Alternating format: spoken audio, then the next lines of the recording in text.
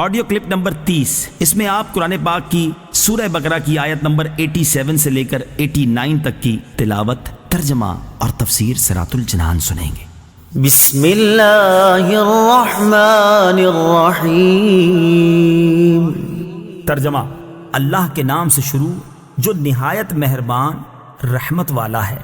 وَلَقَدْ آتَيْنَا مُوسَى الْكِتَابَ وَقَفَّيْنَا مِن بَعْدِهِ بِالرُّسُلِ وَآتَيْنَا عِيسَى ابْنَ مَرْيَمَ الْبَيِّنَاتِ وَأَيَّدْنَاهُ بِرُوحِ الْقُدُسِ أَفَكُلَّمَا جَاءَكُمْ رَسُولٌ بِمَا لَا تَهْوَىٰ أَنفُسُكُمُ اسْتَكْبَرْتُمْ فَفَرِيقًا كَذَّبْتُمْ وَفَرِيقًا تَقْتُلُونَ۔ ترجمہ، اور بے شک ہم نے موسیٰ کو کتاب عطا کی اور اس کے بعد پے در پے رسول بھیجے، اور ہم نے عیسیٰ بن مریم کو کھلی نشانیاں عطا فرمائیں اور پاک روح کے ذریعے ان کی مدد کی۔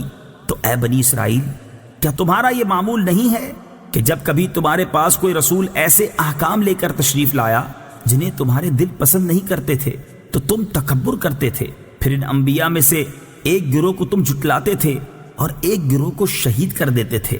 وَلَقَدْ آتَيْنَا مُوسَى الْكِتَابَ، اور ہم نے موسیٰ کو کتاب دی۔ تفسیر صراط الجنان میں ہے، یہاں سے بنی اسرائیل کو دی گئی مزید نعمتیں بیان کی جا رہی ہیں۔ اس آیت میں کتاب سے توریت مراد ہے، جس میں اللہ تعالیٰ کے تمام عہد مذکور تھے۔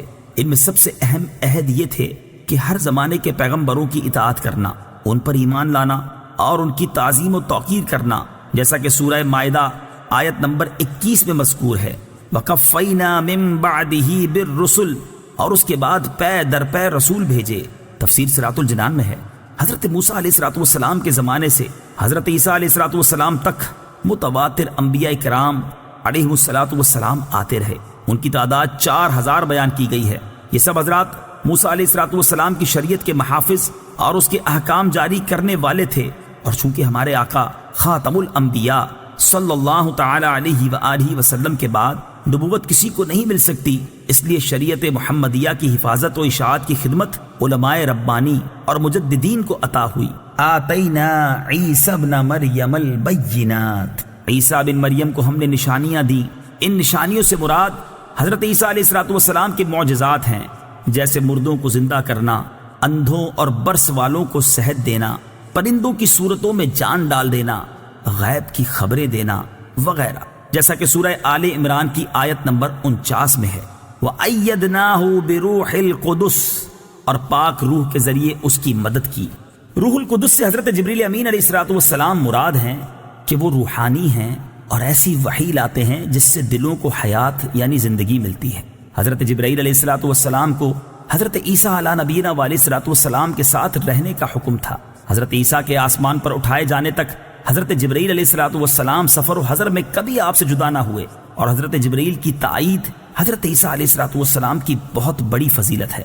حضور سید المرسلین صلی اللہ تعالی علیہ وسلم کے صدقے میں آپ صلی اللہ تعالی علیہ وسلم کے بعض امتیوں کو بھی روح القدس کی تائید میسر ہوئی۔ چنانچہ بخاری ابو داؤد کی حدیث میں ہے کہ حضرت حسان رضی اللہ تعالیٰ عنہ کے لیے ممبر بچھایا جاتا اور وہ نعت شریف پڑھتے۔ حضور پرنور صلی اللہ تعالیٰ علیہ وسلم ان کے لیے دعا فرماتے، اللہم ایدہ بروح القدس، اے اللہ روح القدس کے ذریعے حسان کی مدد فرما۔ وَقَالُوا قُلُوبُنَا غُلْفٌ بَل لَّعَنَهُمُ اللَّهُ بِكُفْرِهِمْ فَقَلِيلًا مَّا يُؤْمِنُونَ۔ ترجمہ، اور یہودیوں نے کہا ہمارے دلوں پر پردے پڑے ہوئے ہیں، بلکہ اللہ نے ان کے کفر کی وجہ سے ان پر لعنت کر دی ہے، تو ان میں سے تھوڑے لوگ ہی ایمان لاتے ہیں۔ قلوبنا غلف، ہمارے دلوں پر پردے ہیں۔ یہودیوں نے مذاق اڑانے کے طور پر کہا تھا کہ ہمارے دلوں پر پردے پڑے ہوئے ہیں۔ ان کی مراد یہ تھی کہ حضور اقدس صلی اللہ تعالی علیہ وآلہ وسلم کی ہدایت ان کے دلوں تک نہیں پہنچتی۔ اللہ تعالیٰ نے اس کا رد فرمایا کہ یہ جھوٹے ہیں۔ اللہ تعالیٰ نے دلوں کو فطرت پر پیدا فرمایا اور ان میں حق قبول کرنے کی صلاحیت رکھی ہے۔ یہودیوں کا ایمان نہ لانا ان کے کفر کی شامت ہے کہ انہوں نے سید المرسلین صلی اللہ تعالی علیہ وآلہ وسلم کی نبوت پہچان لینے کے بعد انکار کیا۔ تو اللہ تعالیٰ نے ان پر لعنت فرمائی۔ اس کا یہ اثر ہے کہ وہ قبول حق کی نعمت سے محروم ہو گئے۔ آج بھی ایسے لوگ ہیں کہ جن کے دلوں پر عظمت رسالت سمجھنے سے پردے پڑے ہوئے ہیں۔ وَلَمَّا جَاءَهُمْ كِتَابٌ مِّنْ عِندِ اللَّهِ مُصَدِّقٌ لِّمَا مَعَهُمْ وَكَانُوا مِن قَبْلُ